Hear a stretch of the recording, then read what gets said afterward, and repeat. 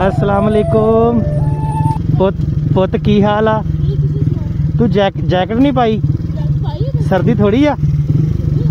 हाँ तो माड़ी जी पाई बनैन जी है।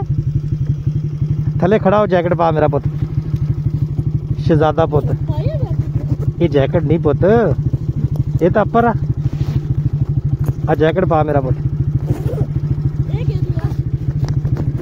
ये चाचू की तरफों गिफ्ट है तेनू, मेरी तरफों गिफ्ट है तेनू, ये मेरी तरफों गिफ्ट है तेनू पुत। छापर खोल के ना पा मेरा पुत। पढ़दा हूं ना? क्यों जाया कर, क्यों नहीं जाता? पढ़ दे छापर पुत दी केड़ी गल आ, पढ़ दे। की काम सीखदा मेरा पुत? नाइयां दा काम सीखदा ते पढ़ लेना सी पुत। की मजबूरी आ है? अच्छा शौक सी तेनू? बड़े जल्दी शौक लग गया मेरे पुत नू है? की इदा ही आ पुत? पढ़ ला, कोई मजबूरी है तो दस, तेरा चाचू हेल्प कर देंदा। तेरा अबू करदा है?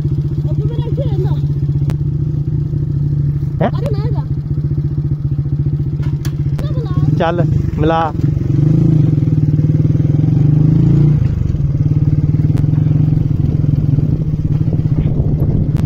शाम का वक्त है, छोटा सा बच्चा साइकिल पे जा रहा था। सर्दी का कोई इसने महफूज इंतज़ाम नहीं था, सादा सा अपर पहना हुआ था बेचारे ने। मैंने इसे दिया है, कहता मैं पापा से मिलाता हूँ। मैंने कहा मिलाओ।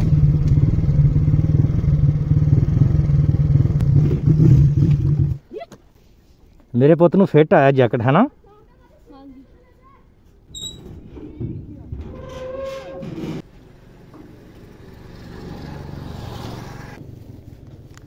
अस्सलाम वालेकुम जी भाई, की हाल है? ठीक ठाक, शुक्र है अल्लाह। भतीजा मेरा साइकिल ते आ रहा सीगा, माशाअल्लाह।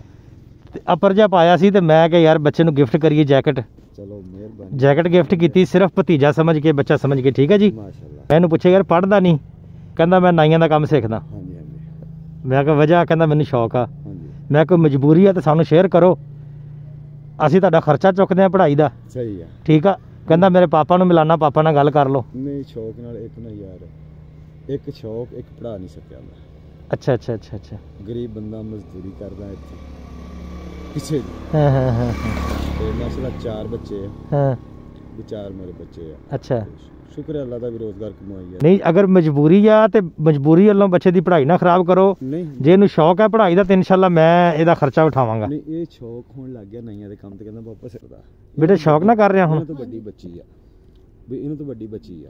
चलो अल्लाह ताला बच्चों दे नसीब अच्छे करे। तुहानू को पानी शानी पियाइए? नहीं बस अपना इत्थे लागे ही घर आ। अच्छा। बस लोगों की हेल्प की दी, रोड ते चलदा, किसी दा पेट्रोल मुक्का होवे, कोई फैमिली तुरी आंदी होवे, ते कोई जैकेट जर्सी बूट। ना की है मसलम शहीन माशाअल्लाह। ठीक है, अल्लाह खैर रखे। मैं कहना होता को खिदमत होया करे ते आजा करो, उत्थे कोई मसला ही नहीं, हाजिर हां। ठीक हो गया भाई, इसमें बच्चा प्यारा लगा सीगा। चलो माशाअल्लाह। मैं तो कहना हो तुहानू खाना खवाने, भी खाना खवाने। देख ला ये चाचू नाल दोस्ती करनी है ते पढ़ ला। ते दोस्ती है चलो अल्लाह ताला तेरे नसीब अच्छे करे ते तेरी ख्वाहिश पूरी करे। तेनू हुण शौक लगा काम दा।